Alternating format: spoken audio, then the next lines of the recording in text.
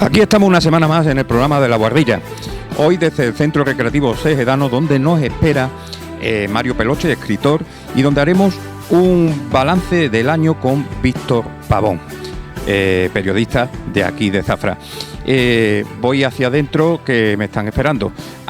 Y en la entrevista de pasado tendremos a Cayetano Soto, coleccionista de carteles de toro y un hombre sabio de aquí de Zafra. Y Marta, no me acuerdo muy bien cómo eran, pero debieron de ser bastante difíciles, y el Manolete no había tenido suerte en los dos primeros toros, y el quinto, que es el último que le tocaba torear, al abrirse la puerta de Siqueros, en vez de salir el toro, salió un gato. Entonces hay aficionados que recuerdan que el gato era negro, yo no me acuerdo exactamente, pero este que he citado antes, don Filiberto Mira, dice salió un gato berrendo en rojo. Así que voy para adentro, que me están esperando ya.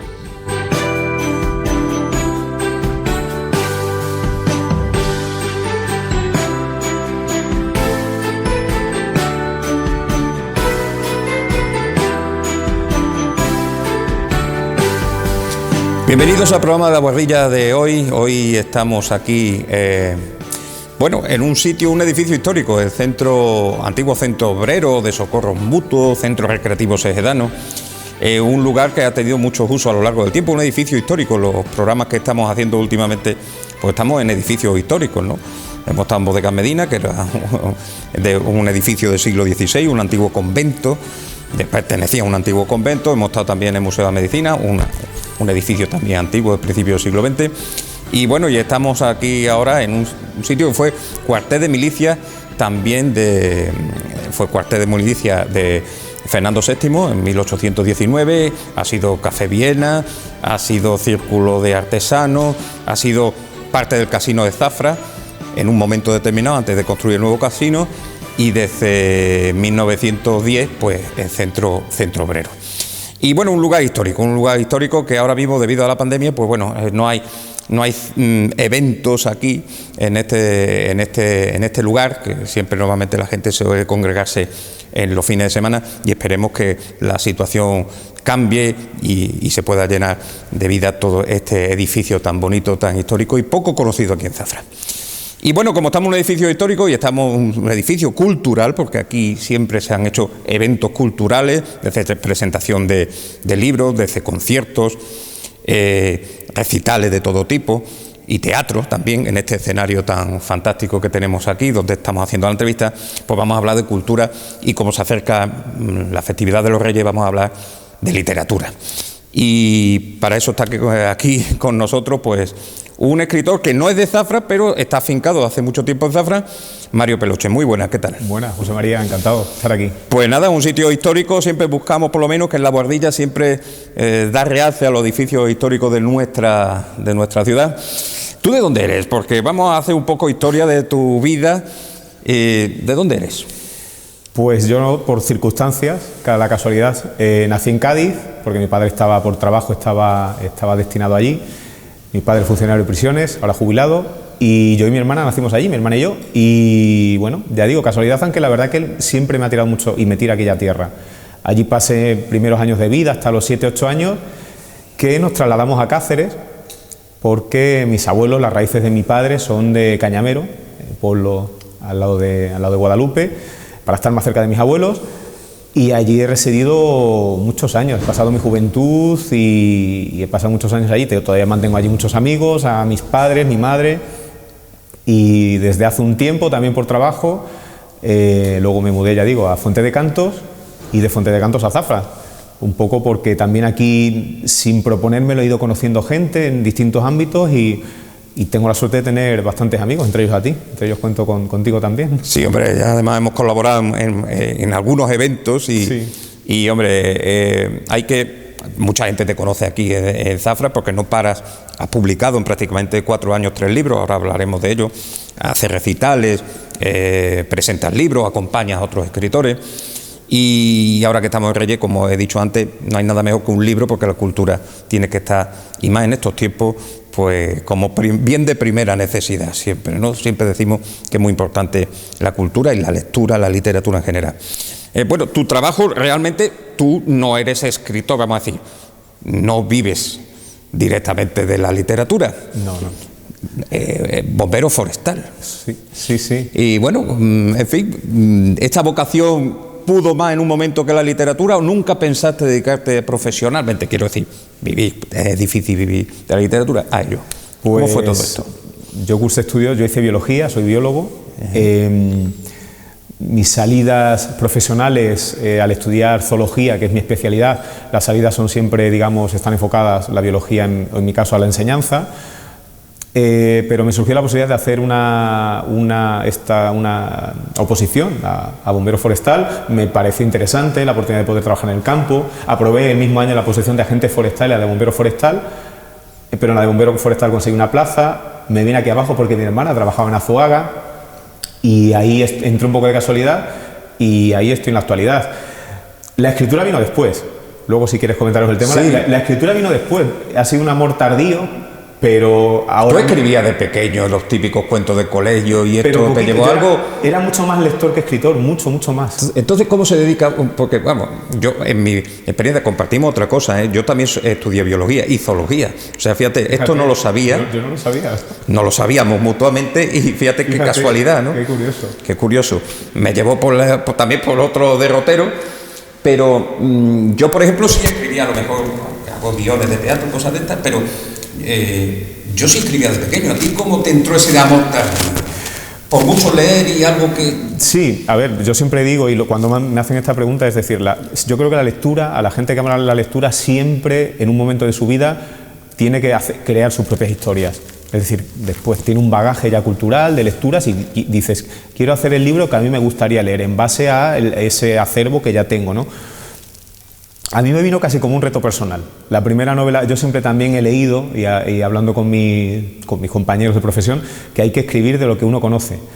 ¿Y qué más o qué mejor conoce uno que a sí mismo, ¿no? Entonces, en mi primera novela intenté volcar lo que conocía de mí. Además, pasaba una época un poco convulsa de mi vida e intenté en esa novela, pues, plasmar mis querencias, mis miedos en cierta manera, mis motivaciones, mis neurosis.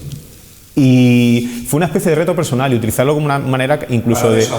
Sí, casi como terapia, para exorcizar un poco demonios propios. Y fue un reto personal que me llevó mucho tiempo, que iba haciendo como una especie de... pues como un ejercicio, hasta que vi que aquello embocaba en un libro. Y bueno, ya digo, fue un reto personal, así que empezó así, no empezó como una especie de reto, de terapia, como tú dices, de ayuda propia, de manera de todas las pulsiones que uno tiene, pues plasmarlas simplemente. Fíjate que estamos hablando de tu primera novela, Hécate, sí. Que además Hécate, para los que no lo sepan, es una diosa casi de mundo oscuro. Sí. Los fantasmas de los fantasmas que solemos tener, ¿no? Sí, es curioso porque es una diosa que en principio era benéfica, sí. Porque en Anatolia, en la antigua Turquía, era la que los nacimientos se la honraban a ella, ¿no? Era una diosa que estaba relacionada eso con los nacimientos. Pero fue pasando de un panteón de dioses a otro, griegos y romanos, fue adquiriendo un tinte oscuro, como dices, diosa liminar, diosa que guardaba las intersecciones, los caminos entre el mundo de los vivos y de los muertos, hasta que en la Edad Media pasó a ser una diosa, como tú comentas, con un tinte completamente oscuro, una diosa a la que, bueno, pues relacionada con la brujería, con la Wicca, etcétera. Pero como digo, a mí me gustaba, la cogí sobre todo por la parte, esa parte liminar, esa fase de ella estaba encargada de proteger los umbrales, los límites de paso entre la realidad y los sueños y tal, y esa es la faceta que a mí me interesaba en la novela. Fue en un momento difícil de tu vida, ¿no? Sí. En casi todas tus novelas, bueno, estamos hablando de Hécate, pero luego vendría Molino de Dios y luego Ojos negros sobre el Támesis. Hay una cosa muy curiosa, porque siempre el mundo de los sueños, el mundo interior, se combina con la realidad. ¿Realmente de dónde nace eso? ¿De una percepción de que aquello de que la vida es sueño y que no sabemos muy bien realmente si lo que estamos viviendo, ¿de dónde viene esa percepción? Porque claro, es un poco es muy metafórico, ¿no? Muy, no sé. No soy el primer escritor que lo toca, desde luego. Sí, pero curiosamente ese ingrediente es casi común en las 3 novelas, ¿no? Pues yo recuerdo, ahora estoy releyendo otra vez, lo leí mucho de joven, estoy releyendo a Lovecraft, y Lovecraft fue el primero, creo, para mí, que utilizó el mundo onírico, fue importantísimo en su trayectoria, ¿no? En cantidad de relatos, en el ciclo onírico de Randolph Carter y tal, que utilizaba ese sentir que los sueños tenían que ser algo más. De hecho, que era una especie él lo comentaba, ¿no? Esa realidad liviana para él de los sueños era mucho más real que luego el que encontraba al despertar. Para mí, personalmente, me supone que también mi relación con el mundo de los sueños cuando era joven o cuando era niño era bastante particular, una persona que tuve bastantes sueños lúcidos, y los sueños lúcidos cuando los tienes de pequeño son curiosos, ¿no? Esos sueños en que te sientes tú protagonista, que descubres durante el sueño que estás soñando y que de alguna manera puedes participar en el sueño, ¿no? E incluso modificar ciertas trayectorias y caminos. Esa manera de vivir los sueños, lógicamente cuando eres joven te toca bastante. Y quise plasmarlo en la novela, lógicamente, al final novelas, ¿no? Lógicamente, es decir, exageras de cierta manera, pero sí que mi relación particular con los sueños fue o ha sido bastante curiosa siempre. Es curioso, se aprende de los sueños. Sí, yo creo que sí. Y a la hora de terapia también, porque dices que pasaste un mal momento. Sí. ¿El mal momento fue personal? ¿Fue profesional? Sí, fue personal. Sí. Yo creo que como todo, cuando estás en un momento vital bueno, los sueños tienden a ser positivos, y cuando no, pues lógicamente tiendes a vivir sueños que tienden a ser, pues eso, negativos, o a ser bucles y tal. Sí que me vino bien, ya digo, el tema de los sueños a la hora de plasmarlo y de utilizarlo, y de ver como un personaje que tiene parte de mí, un alter ego en cierta manera, el protagonista Víctor Ramos, el protagonista de Hécate, le suceden cosas que a mí me pasan en cierta manera, o que podían incluso haberme llegado a pasar. Entonces, bueno, sí que me sirvió, como te digo, pues de una manera de afrontar ciertos hechos, ¿no? Sí que puede servirte en cierta manera. Esa fue tu primera novela, y luego, sí, de hecho, ha escrito otras 2 novelas más. Está en una última, sería la cuarta, en producción, periodo de imprenta. De imprenta ya, pues, producción, vamos a decir, postproducción, que diríamos, ya de imprenta para que salga, que es La Dama Pálida. Esta vez ya cambios un poco a un personaje histórico real, de luego hablaremos un poco de él. Pero luego, El Molino de Dios. El Molino de Dios, que hay una frase que prácticamente resume el libro. El molino de Dios muele despacio, pero muele fino. ¿Qué significa esto? Pues es curioso, porque es una frase que cuesta, cuando tú buscas, ¿no? Se la atribuyen a un pensador inglés. Es una frase que primero cuesta atribuirla, y segundo que tiene varios significados. Uno de ellos simplemente habla de la paciencia, ¿no? Como virtud humana, es decir, un molino como la paciencia, es decir, si tú dedicas a hacer algo con paciencia, vas a conseguirlo al final, aunque sea poco a poco, ¿no? Y luego tiene otro significado para mí que es bastante más profundo, más metafísico y más cercano a la novela, que hablaría ya de que justamente cuando los dioses ponen en ti el ojo, eso no es bueno. Es decir, que los dioses se fijen en ti de alguna manera significa que siempre el que va a salir escaldado en esa relación, en ese quid pro quo que no es tal, va a ser la persona, digamos, en la que se fija ese dios o ese ser sobrenatural, ¿no? En cierta manera. Así que a mí esa manera de entender esa frase es la que te digo, la que yo utilizo, y la que sí que me llamaba más la atención, y como lo utilizo en la novela, vaya.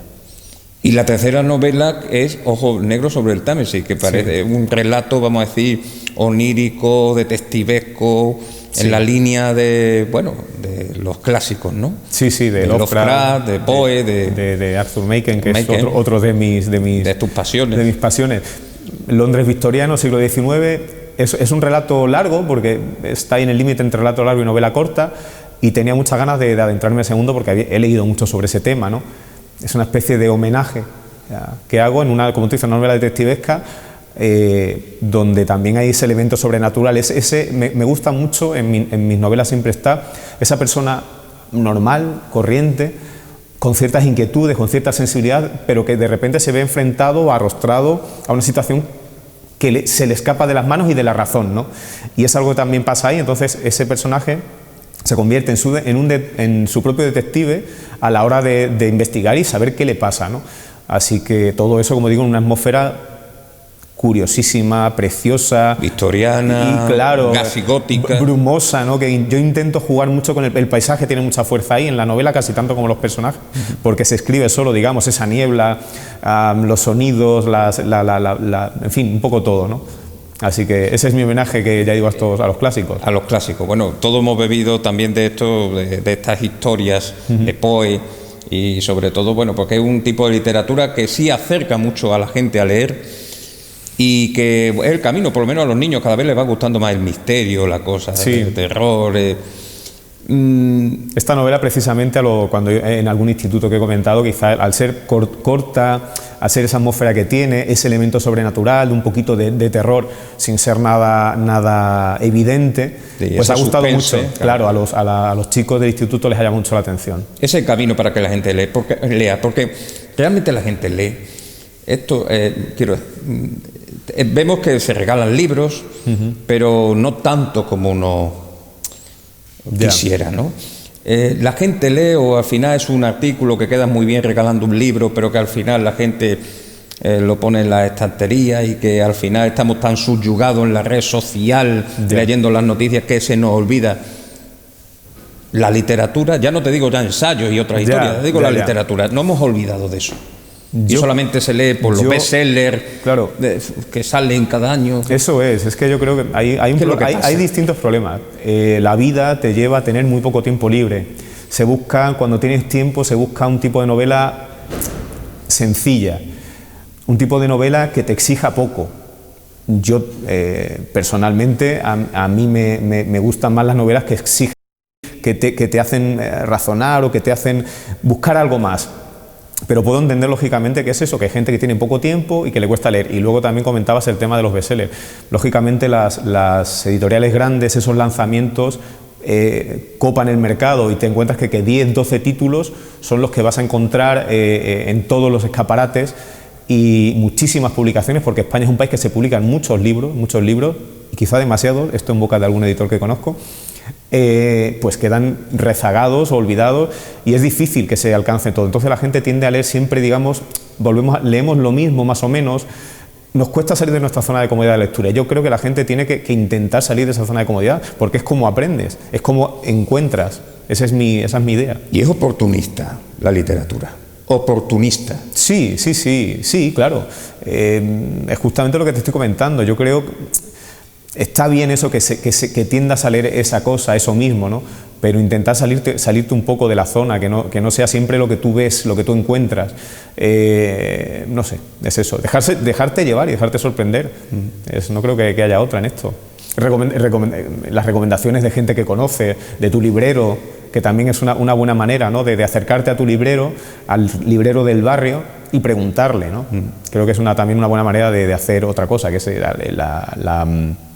pues hacer ese favor a esos comerciantes que tenemos cerca, y que también muchas veces las grandes empresas de internet pues se llevan todo. Por supuesto, hay que salvar el comercio, cada uno en nuestro territorio, claro. Más en estos tiempos, y bueno, los libreros pues hay que echarle una mano e intentar siempre, como siempre decimos, comprar en los comercios, en los establecimientos de barrio de nuestras ciudades, para impulsar esa cultura o esa literatura. La verdad es que leer hay que leer. Vemos últimamente, yo no sé qué opina de todo esto, la gente escribe peor, porque lee menos, porque estamos subyugados a la prisa a la hora de comunicar por escrito. Eso también nos hace más el no leer, el no tener una cultura, porque estamos hablando de literatura, pero podemos hablar de todo tipo de género, para hacernos más manipulables. Claro. Que nos creamos todo lo que nos dicen y todo eso. Claro, hay mucha pescadilla que se muerde la cola ahí. Intentamos, al final, escribimos bien, pero la falta de tiempo y la rapidez de las redes sociales nos hace que escribamos de otra manera. Si tú vas comiéndote letras y palabras, luego es normal que cometas errores a la hora de escribir. Como te comento también con la lectura, hay ahora más facilidades para publicar libros, pero ¿de qué manera? ¿Con qué filtros pasan esos libros? No sé. Entonces, al final, si, como digo, estás leyendo libros o encuentras libros, por ejemplo, ya digo, en distintos portales de internet que has podido subir de manera particular, que no han tenido ningún filtro de corrección, y llegan a manos de alguien, tú puedes decir, vaya, es que este libro igual no tiene los mínimos, ¿no? Pero que también es un problema de propia educación, de los niños que les cuesta leer, de la manera de escribir, de motivarles para que lean. No sé, es un problema social, como tú dices, igual que viene dado, como tú dices, incluso un poco por las leyes de educación de los gobiernos. Claro. Es que es un problema muy grande, que va desde lo más pequeño justamente hasta esa... Yo recuerdo que en el colegio a nosotros siempre había una profesora de literatura que, yo me acuerdo en Pedro Valencia, algunos que no vean de mi generación, doña Fernanda, era una mujer que nos hacía leer en clase. Las lecciones prácticamente, más que la técnica, vamos a decir, que es también el lenguaje, el uso del lenguaje, nos hacía leer y nos hacía escribir nuestras creaciones. Claro. Esto ya no sé cómo funciona ahora mismo en los colegios, pero tú que te has movido también por los colegios, ¿sigue existiendo este tipo o esto ya volvemos otra vez a las prisas? Cuesta la literatura. El otro día me comentaba un amigo mío que es informático que precisamente en la sede de una empresa informática muy importante, los hijos de los trabajadores que trabajan allí no les dejan una tablet hasta los 12 años. ¿Por qué? Porque la escritura, o sea, tú puedes leer y escribir en una tablet, pero la relación que se crea entre el cerebro y la mano mientras tú escribes y piensas es diferente a la que se crea cuando tú escribes en una tablet, por ejemplo. Entonces creo que es muy importante que se escriba, porque estás desarrollando distintas habilidades que se pierden un poco de cierta manera o se limitan cuando tú utilizas una tablet, ¿no? Entonces creo que hay que leer, claro. Creo que los niños ahora tienen un vocabulario muy pobre, muy básico. Me pasa con el propio hijo de mi chica, ¿no? Que le veo que le cuesta entender a veces los enunciados, los mismos enunciados de los ejercicios. Hay un problema de comprensión lectora y creo que viene de base, creo que viene de leer cositas muy rápidas, igual que nosotros en las noticias, digamos, ¿no? Leer titulares. Sí, esa es otra historia, claro. que leemos un titular, nos quedamos con el titular, normalmente los titulares son cebos para captar eso y luego al final... Y vamos perdiendo la capacidad analítica, ¿no? Sí. Vamos en ese sentido de que incluso hay que decir que en los programas de televisión tampoco hay espacios muy culturales dedicados a la literatura. Yo me acuerdo, bueno, tú eres más joven que yo, pero estamos más o menos en esa misma línea que antiguamente en televisión española había muchos programas de literatura, de discursos sobre literatura, debates sobre literatura, y ya se ha perdido. Quiero decir, esto es sintomático. Tenemos muchos reality shows, pero tenemos muy poca literatura. ¿Cómo ves tú el futuro? ¿Hacia dónde vamos? Porque en ese tipo de desculturización que muchas veces piensan que a los gobiernos les interesa, en cierta manera, a veces que la gente no piense mucho a nivel general y que estamos viendo la pandemia, que la cultura no está, aunque digamos que la cultura es segura y seguimos diciendo que la cultura es segura, los teatros, los cines, y sin embargo también están pagando el pato de todo esto.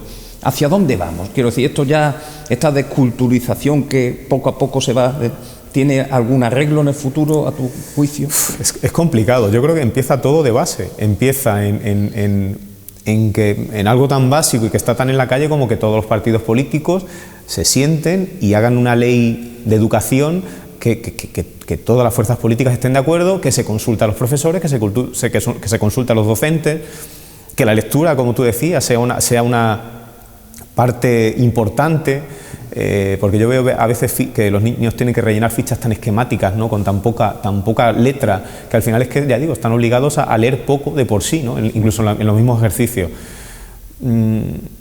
Es eso, es casi empezar por ahí. ¿A dónde va la literatura? El papel, yo me acuerdo que antes decían hace 15 años, 10 años, algo más, quizá, que con la llegada del ebook, del libro electrónico, el papel se perdería. Yo creo que el papel va a seguir ahí. Lo que pasa que ahora va a ser otro accesorio más para la lectura.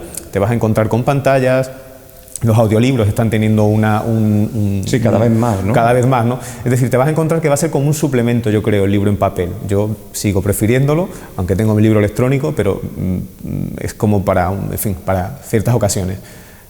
Pero bueno, todo lo que sea lectura para mí está bien. Si no tienes tiempo y te gusta viajar y necesitas escuchar un clásico en un audiolibro, es perfecto. Si lees en un libro electrónico es perfecto. Yo creo que es importante leer casi cualquier cosa, porque eso te debe de llevar a buscar otras cosas más, ¿no? Entonces, bueno, es importante leer casi de cualquier manera, aunque bueno, esto sería bastante... Y que los gobiernos apuesten por eso, aunque parece ser que tampoco vivimos en un buen momento para divulgar esa cultura, y que, bueno, que quiera o no, siempre habrá gente que a su manera y de motu propio pues puedan divulgar esa cultura y llevarla hacia donde haya que llevarla, ¿no? Volviendo un poco a tu trabajo de bombero forestal, ¿nunca te ha inspirado ningún suceso? Ya te digo, ningún, porque has vivido malos momentos en tu trabajo, bueno, ¿no? Sí, pues me lo han comentado mis compañeros. Porque claro... Sí. ¿Cómo no hablas de...? Porque habrá vivido algunos momentos complicados, sí, ¿no? Que sí. recuerdes, si quieres comentar. Sí, algunos. empecé trabajando en el helicóptero, en el retén helitransportado de Guadalupe. Estuve 3 meses y fue una experiencia, sobre todo para alguien con vértigo, es una experiencia bastante entretenida subir a un helicóptero por primera vez. Y sí, me acuerdo de un incendio en Logrosán, precisamente, un pueblo aledaño a Cañamero, sí, donde en un monte, haciendo una línea de defensa, estás en la cima de un monte, estás trabajando, limpiando de vegetación para que no pase el fuego, y pasó, y tuvimos que salir de ese monte por patas, con un compañero que no veía bien, con las gafas empañadas, pasamos un rato curioso. Sin embargo, a pesar de que mis compañeros me han dicho, ¿cómo no escribes algo de esto? No sé, siempre me han llevado los derroteros de la fantasía. Me gusta escribir de lo que no conozco, me gusta ponerme en la piel, es algo curioso, me gusta ponerme en la piel o hacer cosas que sé que es difícil que viva. Escribes de cosas que crees que te pasan a ti o que viven en tu interior, de fantasía, pero no de algo, de una experiencia personal directa. Claro, yo entiendo la literatura, los escritores realistas, de situaciones cotidianas que me parecen admirables, tremendamente admirables, ¿no? De esa cotidianidad, esa naturalidad. Pero yo siempre me he ido un poco a esos derroteros de fantasía porque me llama más. Ya digo, escribir de lo que no voy a hacer o no voy a ser. Es ponerme en pieles que no voy a vestir, como digo yo, en cierta Pero digo manera. desde el punto de vista, vamos a decir, ya más o menos crematístico, quiero decir, popular. ¿No crees que incluso los libros de testimonios, estamos viendo cada día que cada vez escriben más gente, pues, de testimonios, ¿no? De testimonios de cosas que le han pasado en sus trabajos. Bueno, ahora mismo con la pandemia, pues, sanitarios que han estado en primera línea, policías, y luego se convierten, no te digo en bestsellers, pero sí se venden bien. Sí. Quiero decir, ¿tú no crees que también el camino ese realista puede ser una vertiente en el futuro y que tiene a lo mejor más éxito, vamos a decir, de venta, a lo mejor, no lo sé? Sí, o de llegar a un público, sí. O llegar a un público mucho más amplio, ¿no? Yo no lo descarto, de hecho es curioso, igual no desde mi punto de vista, pero sí que, por ejemplo, sí que tengo ahí, le convencí a mi padre durante el confinamiento, mi padre tiene una vida muy interesante, más interesante que la mía, y le convencí para escribir un poco sus diarios y sus memorias que siempre me ha estado contando. Entonces, tengo ahí una biografía para yo en algún momento... Tu padre como funcionario de prisiones, fíjate, ¿no? Sí, en una época convulsa, en los años 80, Madre mía. Una época complicada con el tema de ETA y tal, y ha tenido una vida, digo, muy curiosa. Entonces yo tengo ahí sus diarios como un tesoro para en el momento en que yo me vea con fuerza y tal. Pero ya te digo que me ha llevado la vida por otro lado. Mis querencias literarias han ido siempre a ponerme eso hacer cosas que yo no voy a hacer, ¿no? En personajes que viven otra vida, no sé, me ha llamado más eso de momento, pero como te digo... Nunca se sabe, ¿no? Nunca se sabe, claro. ¿Tu vida ha corrido peligro en tu trabajo? Porque yo entrevisté en tiempo a bomberos, sí, que parece que los bomberos es una profesión que parece que solamente aparecen cuando hay incendios, pero luego los bomberos tienen un amplio espectro de acciones que poca gente, mejor dicho, conoce, ¿no? ¿Tú has tenido algún momento difícil? Este momento que te contaba, ya digo, con el fuego, como digo yo... Rodeándote, ¿no? Claro, con el fuego saliendo por dos lados, corriendo monte abajo, con el peligro que trae, quizás fue el momento que yo recuerdo más peligroso. Por lo demás, sí que por compañeros conozco cosas. Conozco compañeros que han fallecido en incendio. Pues es una profesión que es como es, claro, lógicamente es peligrosa. Yo en principio he tenido suerte quitando un par de acciones, como te digo, de estar cerca. Y bueno, cuando estás apagando fuego, estás apagando fuego. De todas maneras, yo ahora estoy, como digo, en una situación más privilegiada o más sedentaria, porque ahora trabajo de vigilante en una torre de vigilancia de incendios. Es una posición un poco más cómoda, más alejada del fuego. Bueno, muy interesante. A ver si un día podemos conocer a tu padre, podemos hacer una entrevista. Podría ser. Pues ya digo, persona interesantísima, una vida muy interesante. Pues habría que hablar con él, porque creo que es muy interesante. Tú a la hora de escribir, supongo que has ido desarrollando la técnica a lo largo del tiempo. Sí. Como todos hemos asistido a talleres de literatura. Pero ¿Quiénes son tus inspiradores de estilo más importantes? Muchos. Son muchos. Yo he pasado por épocas, he leído cuando era más joven, he leído mucha fantasía, he leído muchos clásicos de terror, he leído desde los clásicos hemos hablado de Lovecraft, Machen, Stephen King, pasando por Stephen King, y luego me gusta también mucho me gusta el género histórico, a Valerio Massimo Manfredi, a Matteo Asensi de los nacionales, soy tremendamente fan de Pérez Reverte, su manera de escribir.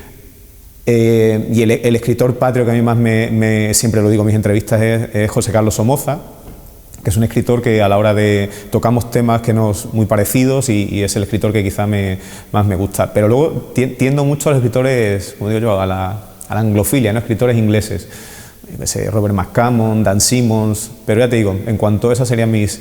Pero bueno, es que leo, como digo yo, me gusta leer de todo, intento siempre salirme un poco de mi... Siempre tengo como un par de libros leyendo más o menos a la vez, y siempre tengo un libro, como digo, cómodo, más o menos cómodo, y un libro que me es menos cómodo, o se sale de lo que suelo leer. ¿Y has dejado algunos libros por leer también?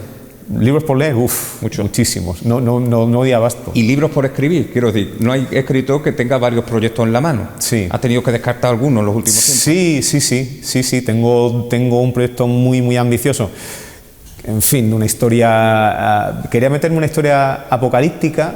Justamente cuando ha pasado todo esto me ha quitado las ganas, porque intento escribir, no me gusta escribir porque toca o porque está de moda, me gusta escribir cuando no es un poco ir contracorriente quizá. Y luego tengo una historia diferente, una historia personal, una historia con un tinte ecológico, con una protagonista que es una niña, una historia bastante diferente, escrita a párrafos cortos, una historia muy diferente, que esa está casi también, es una historia corta, relativamente corta, pero que la tengo ahí, muy diferente a lo que yo suelo hacer. Bueno, muy diferente también es la novela última novela que está en postproducción, como hemos dicho, que es La Dama Pálida. Un personaje histórico que vamos a decir que es para que la gente lo entienda, la condesa Drácula femenina. ¿Cómo te sedujo un personaje tan oscuro, tan real? Porque ahora estamos hablando de un personaje que existió, no es producto de la fantasía, como el Drácula de Stoker, sino que fue real. ¿Cómo te sedujo ese personaje tan curioso y siniestro? Y bueno, ¿y quién es? Porque habrá gente que no conozca a Erzsébet Báthory. Bueno, pues Erzsébet Báthory de Exer, ¿no? Pues fue una condesa húngara, finales del 16, principios del 17. Dicen que fue el personaje histórico en que Bram Stoker se inspiró para la novela Drácula. De hecho, hay una novela de un escritor español, de Javier García Sánchez, que se llama Ella Drácula, que es sobre la vida de Erzsébet Báthory. Y no en Blas Tepe, como siempre se ha dicho. Claro, sí, dice que de hecho Blas Tepe era primo lejano, 150 años antes, fue familiar lejano, ¿no? Cosa que también menciono porque me parece curioso, lógicamente. Total. Pues yo a esta condesa con una vida muy luctuosa, se ha conocido en películas y multitud de libros, ¿no? Por su faceta más luctuosa. Ella mataba doncellas y utilizaba su sangre pues, para hacer pociones. Lo de bañarse en sangre no está muy claro, pero sí que para mantener su juventud, ¿no? La belleza, ¿no? Yo conocía mucho de ella y nunca pensé que iba a escribir sobre ella, porque creí que estaba todo escrito, ¿no? E igual sí, no lo sé. Pero un día escuchando un audio, me gusta escuchar un poco de historia y tal, me enteré que había pasado los últimos 4 años y medio, casi 5 de su vida emparedada en su habitación. No la pudieron juzgar o no la quisieron juzgar por estos hechos tan luctuosos, esta muerte de estas doncellas, porque pertenecía a una casa con mucha raigambre en Hungría y no quisieron indisponerse el rey de Hungría, el rey Matías, no quiso indisponerse con todas esas casas, ¿no? Así que pues la emparedaron en su habitación y se libraron un poco de ella. Y yo enterarme que estuvo allí en esa habitación con su conciencia y su raciocinio completamente intacto, porque poco antes de morir, casi esos 5 años allí, cambió el testamento, lo escribió casi a oscuras y completamente, en fin, razonado y tal. Y yo quise ponerme en la piel de esa mujer, que es un reto enorme, ponerme siempre en la piel de una mujer, lógicamente, por lo diferente que supone, de una mujer de esa época, de una mujer con esos pensamientos. ¿Y qué vería, qué pensaría en ese encierro, en esa habitación donde ella hizo sus conjuros? Entonces la novela es como un soliloquio. Sí, lo que pasa es que intercalo, claro, juego en la primera persona de ella, es decir, intercalo episodios donde ella está ahí encerrada, en primera persona, recordando ciertos episodios de su vida, con otros en tercera persona donde intervienen personajes que compartieron la vida con ella, su marido, el rey Matías de Hungría, el palatino de Este, que también era primo y amante de Elsebet. Su historia es apasionante, desde luego, es una historia... Y estamos hablando de la Hungría, ¿no?, del siglo XVI. Sí, del siglo XVI, siglo XVII, sí. ¿Cuándo estará lista? Pues espero, iba a salir para Navidades, pero con este tema del COVID, como te he comentado antes, pues va todo con retraso. También temen las editoriales lo que hemos comentado antes. Lo presento con Editorial Europa, que es una editorial que es italiana, pero que desde hace poco tiene aquí también sede. Y claro, es el tema de que como las editoriales importantes han estado posponiendo lanzamientos y entendemos que en las Navidades pues habrá ese boom, ¿no?, de grandes lanzamientos, pues para no quedar un poco soterrado la presentación vamos a esperar igual a finales de enero, febrero, que empezarán las ferias del libro. Espero de una u otra manera se realizarán esas presentaciones, vía telemática o no, y esperaremos a esa época para presentarla y para moverla, claro. Bueno, hay que decir que Mario es escritor afincado en Zafra.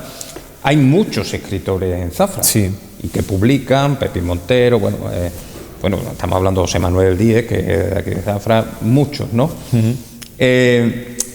¿Habéis reunido, o sea, habéis hecho algún tipo de...? Porque creo que también antiguamente la agrupación de escritores y tal, os apoyáis entre vosotros, habéis creado algún tipo de asociación, de grupo de apoyo, claro, entre vosotros para desarrollar y divulgar vuestro... Porque es importante. Claro, no directamente, pero sí que coincidimos y quedamos en recitales que se hacen, en presentaciones de libros. Estamos en contacto siempre pues por teléfono o por internet para apoyar las presentaciones y lo que hace uno. Cuando hay que hacer una aportación, hay que hacer, pues yo qué sé, una presentación, recitar un poema o leer algún fragmento de una novela, y pues llamamos y acudimos. Así que ahora hace poco se reunieron 5 poetas de Zafra en la librería La Industrial, también de aquí, y entre ellos José Manuel Díez, y había distintos poetas que algunos no los conocía y fue una buena manera de interactuar con ellos. Así que la verdad que sí, que estoy bastante en contacto con ellos. Y es una buena manera, ya digo, estamos todos apoyados aunque no tengamos una asociación como tal. A la hora de presentarte a premios, ¿lo has hecho en algunas ocasiones? ¿Has presentado alguna novela, algún premio regional, sí, nacional? Sí, he presentado a algún premio. La verdad que lo que pasa es que mis novelas, como te he comentado antes, son novelas de ficción, siempre es el elemento... La ciencia ficción, la mitología, son novelas que cuesta encontrar premios con un respaldo literario importante donde estas novelas puedan tener cabida, más allá de su calidad literaria. Sí que he tenido menciones en algún premio literario, que siempre, pues ahora en estos tiempos, esas menciones o esos accessit como suelen acarrear alguna oferta de edición. Pero bueno, vamos a intentar a partir de ahora con esta editorial que tiene, como digo, un cierto movimiento en distintos sitios de Europa, pues el moverla por unos premios que salgan un poco también de aquí. Vamos a intentar con una novela que no deja de ser histórica, con esta novela, con La Dama Pálida, que creo que además se adecúa mucho más a entrar en este juego, digamos, de los premios. De los premios, porque, bueno, ese tipo de literatura lo mejor es más leída, ¿no? El género, vamos a decir, claro, histórico... claro, no deja de ser una novela... Fantástico. Claro, esta, como digo yo, es una novela biográfica, claro, pura y dura, donde los elementos luctuosos los he dejado un poquito aparte, aunque a ver los haylos, lógicamente, con una vida como la suya, pero que además, como nos movemos en la época que nos movemos, me ha permitido el utilizar una prosa poética de una manera... que siempre me ha gustado, porque lógicamente en otro tipo de novelas tienes que esconder un poco, no ponerte las bridas, como digo yo. Así que creo que esta novela, justamente por el lenguaje, es ese lenguaje más rico que le pegaba mucho más a la época histórica. Creo que es más es mejor, es más adecuada para utilizarla, para llevarla a premios, y espero que funcione, vaya. Es difícil publicar y es difícil. Sí. Esto, como en todo, es quien tiene padrino se bautiza, el que tiene contacto, claro, llega. Sí. Bueno, Porque estamos viendo, sí, hemos hablado de bestseller, pero también hay que hablar que hay literatura también bestseller y literatura muy premiada que, bueno, a veces tiene el nombre del que lo escribe, sí, pero que luego al final pues no A ver, es complicado, es complicado todo, el tema de sobresalir. Yo hace mucho tiempo que no leo un bestseller porque no sé la sensación. A mí la sensación es que a veces hay demasiado relleno, quiero decir, las editoriales al final parece que hay que vender un tocho de libro de 700 páginas en una historia que se podía resumir en 100. Y al final es el nombre, es el dinero, pero el dinero también por otra parte está matando la literatura, porque los últimos, yo por lo menos los últimos bestsellers, que no soy muy de bestsellers, pero que he leído, una historia que se podía resumir en pocas páginas, son 700 y es mucha morralla. Y que al final, no sé, y que hay gente que escribe muy bien en un formato, pero ahí está el negocio, ¿no? Es como todo, aquí yo funciono personalmente desde mi punto, he funcionado a la manera clásica, es decir, enviando mi libro a una editorial. Ya se funciona poco así, tienes que tener un gestor editorial o un asistente editorial que se mueva, que interceda ante la editorial por ti. Muchas editoriales directamente te piden un pliego de ventas de tus libros anteriores, o incluso que... O sea, tienes que demostrar la experiencia. Sí, la experiencia en ventas. Funciona y, o sea, que tu calidad literaria, o sea, antes de enviar tu libro. Y no me ha pasado personalmente, pero conozco casos de que han pedido cifras también de número de seguidores en redes sociales.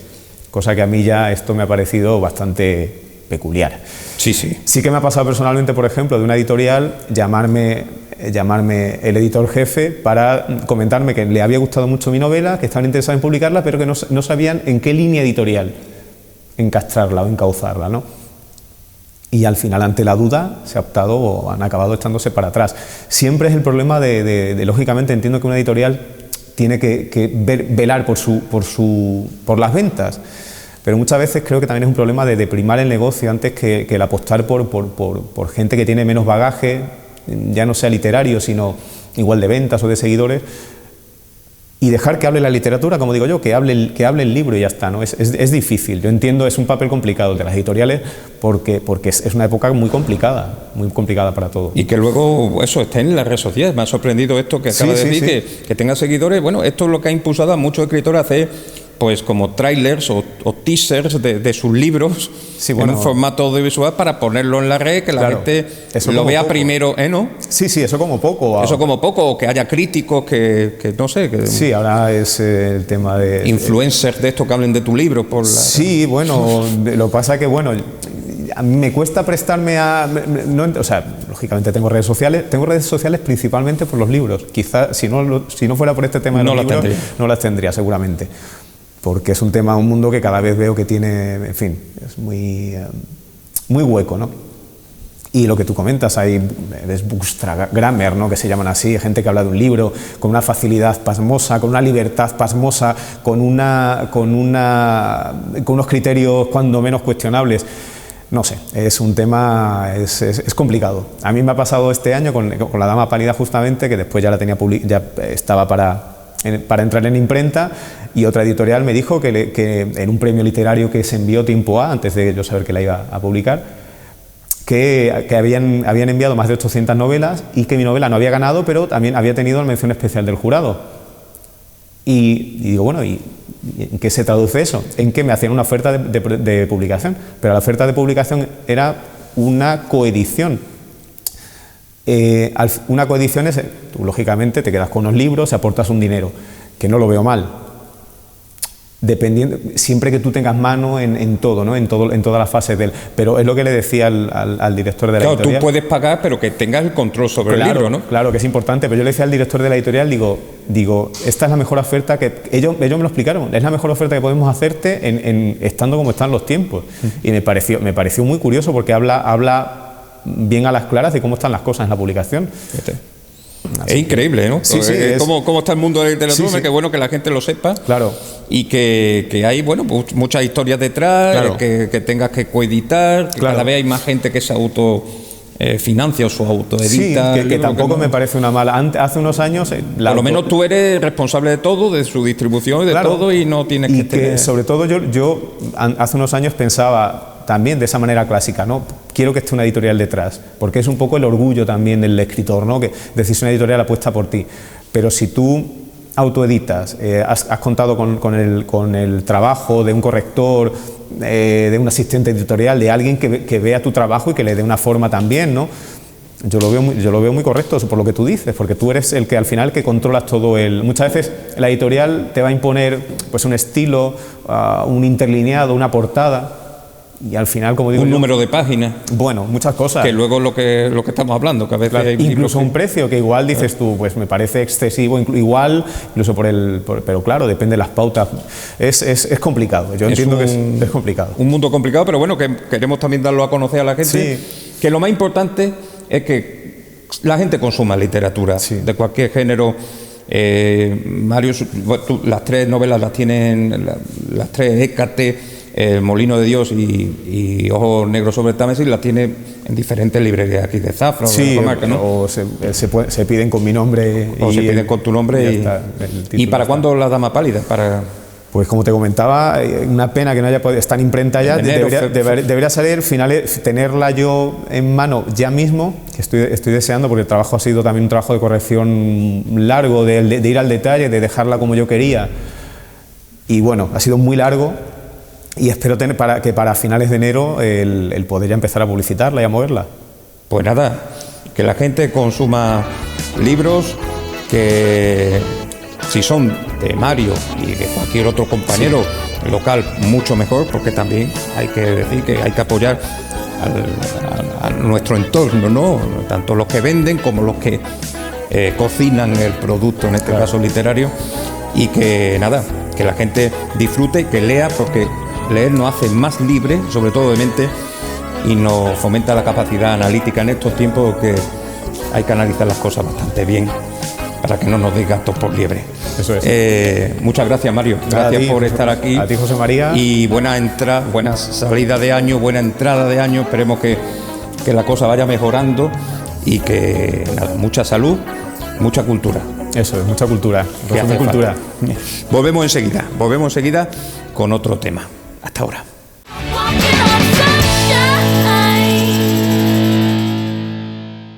Bueno, pues seguimos con el programa de La Bohardilla, el último de este año maldito 2020, que se presumía muy bonito con ese 2020, pero este cambio casi ya de centuria, pues nos ha traído todos locos con esta pandemia y con estas historias que casi han sido pues bueno, el único tema de conversación, o el único tema en los medios de comunicación a lo largo de este año.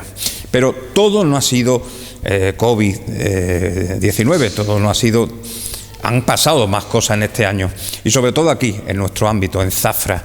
Y qué mejor que para despedirnos de este año de una manera informativa, recordando otros temas de los que ha habido en este año, que contar con nuestro amigo Víctor Pavón. ¿Qué tal, Víctor? ¿Cómo estamos? Buenas tardes, buenas noches.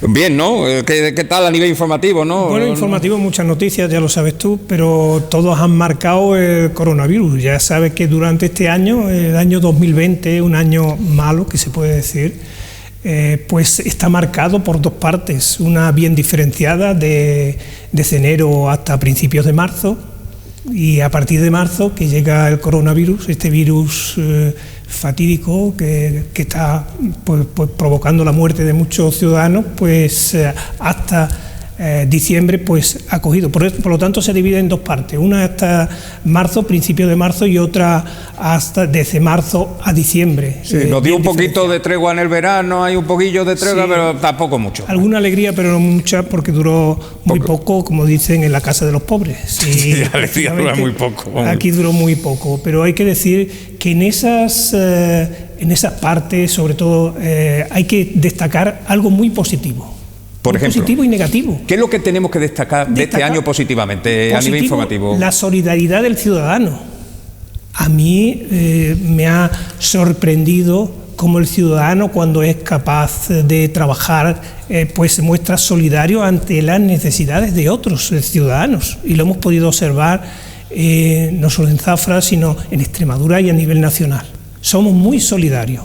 y lo hemos demostrado en grupos. De ayudar al vecino si había que hacer la compra, que hay que reseñar, que hombre, la gente se ha movido, que hombre, chapó por los sanitarios, por toda la gente que ha estado en primera línea, pero también ha habido gente que ha ayudado a la gente haciendo la compra, la gente mayor que no podía desplazarse. Exactamente, ha habido... Que hemos conocido a nuestros vecinos, ¿no? Esto es curioso. Hombre, aquí prácticamente estamos en una ciudad que realmente tiene ambiente de pueblo, nos conocemos más, pero hay gente que no conocía ni al vecino de al lado. Y esto también ha creado, ¿no?, esa amistad. Sí, muchas veces vínculo. Esas personas que han estado enfermos por el virus del COVID, pues han tenido que necesitar esa ayuda, y que mejor que el vecino. Ahí se ha demostrado la solidaridad del vecino. Hemos conocido a nuestro vecino de al lado, que muchas ocasiones no lo conocíamos por diversas circunstancias, porque nos estábamos alejando en una ciudad no tan grande como Zafra. Pues se estaba apreciando sobre todo ese alejamiento, ¿no?, como una gran ciudad como Madrid, Barcelona, etcétera. También en Zafra pasaba eso, y ya hemos llegado, sobre todo en esta ocasión, en estos meses, a volver a reencontrarnos con nuestros vecinos, a conocernos, a animarnos y a estar con ellos, etcétera, dentro de los márgenes de las 3M, que como sabemos, ¿no?, hay que estar guardando las medidas de seguridad para tratar de estar pues con esos vecinos, ¿no?, y a los cuales hemos ayudado. Y decía antes una cosa positiva, que era la solidaridad, pero también otra negativa, ha sido la mortalidad. El virus tan mortal que se ha cobrado a muchos ciudadanos de Zafra, de todo Extremadura, España y de todo el mundo, ¿no? Y hay que lamentar tristemente pues ese fallecimiento de esas personas. Yo siempre digo que lamentar el fallecimiento de estas personas de COVID y de otras personas que no han muerto por COVID, porque da la sensación, visto a nivel informativo, que han desaparecido otras enfermedades, que ya parece que nadie muere de cáncer o de ictus o de enfermedades coronarias, ¿no? Esa es una sensación que tenemos cada vez que abrimos un periódico o vemos una noticia en los medios de comunicación. ¿Qué pasa con todo esto, no? ¿Qué sensación tenéis los que estáis en el mundo de la prensa de que parece que todo lo demás ha desaparecido? Sin embargo, muere mucha gente también de muchas... otras enfermedades. Sí, hay que darse, y sobre todo darse cuenta y observarlo en el día a día, ¿no?, de los hospitales, los centros de salud que han atendido todo. Pero lo primero era el COVID, porque era la enfermedad más mortal o más fuerte, ¿no? Pero se ha dejado... sobre todo en los primeros meses, los 2 primeros meses. A otras enfermedades, pero nunca se ha dejado del todo, porque siempre se ha atendido, ¿no? Tenemos que destacar sobre todo el papel que han jugado los sanitarios, que ha sido magnífico, el trabajo que han desarrollado, pero sanitarios, yo me atrevería a decir, la fuerza de seguridad, han sido vitales en esta lucha contra el virus, y ahora afortunadamente la vacuna va a llegar. Esperemos que en estos 6 meses que se dice que vamos a tener la vacuna, pues estemos todos inmunizados y no pase absolutamente nada ya. Bueno, hay que cuidarse de todo, de este virus y de todo lo demás. Quiero decir que volvemos siempre. El otro día, hablando con Maite Calderón, la doctora Maite Calderón, hablamos de que hay que cuidarse de todo y que hay que siempre pensar que solamente tenemos una vida, pero hay que disfrutarla también. Quiero decir, hay que seguir viviendo con prudencia, sin miedo, pero con prudencia, ¿no? Quiero decir, el miedo... Siempre hablamos del miedo en este sentido, pero vivir hay que vivir, ¿no?, de alguna manera, siempre con las medidas de seguridad. ¿No? Pero está creando también, observamos en los ciudadanos también muchos problemas, mucho miedo, ¿no? Sensaciones muy fuertes, miedo al salir, a no salir, y hay que salir, ¿no?, con todas las medidas de seguridad. Y hay que tratar de ir a los restaurantes, de ir con todas esas medidas que nos dicen y nos repiten. Lo que pasa es que ese bombardeo continuo que tenemos en los medios hace que la gente cada vez se amedrente más. Quiero decir, tenemos la vacuna, ahora tenemos la vacuna y es un punto de esperanza, como tú has dicho, ¿no? Pero sin embargo seguimos diciendo que aún así, que siguen o sea que es tanto bombardeo que yo siempre digo que qué fortaleza tiene el ser humano a veces mentalmente, que aguanta todo también mentalmente. No todo el mundo, porque sabemos que ha habido esos efectos colaterales que han sido depresiones, ansiedades. La ansiedad sobre todo. Y suicidios, que a veces no trascienden los medios de comunicación, pero que también ocurre. Quiero decir, a veces los medios de comunicación machacan demasiado. Deberían de... Sí, hombre, la noticia está ahí en el sí, virus, pero hay... lo que afecta en la noticia en el medio de comunicación es lo que ocurre, lo que está ocurriendo, y por lo tanto el medio de comunicación se da prisa por saltar pues a sus informativos pues ese dato principal que existe, y lo están esperando en los diferentes en las diferentes ruedas de prensa que se registran en la Junta, en el Ministerio, pero todos los días siempre hay una noticia de que vas ahí a peor, que cuidado, que viene otra pandemia, que acabará esta y vendrá otra. Quiero decir, no sé, a mí me da una sensación de que nos queda muy poco espacio a la esperanza, quiero decir. Yo no sé a qué punto habría de controlar un poco también ese exceso de información. Y que a veces siempre se dice tanto, tal, igual, y las altas, por ejemplo, que son menos, o sea, como... Y las altas muy importantes, quiero decir, la gente que se cura está muy importante, quiero decir, a veces... es lo de ver el vaso medio lleno, medio vacío. Hombre, el titular es... El titular a lo mejor si empieza a tantas altas, pues a lo mejor no vende tanto.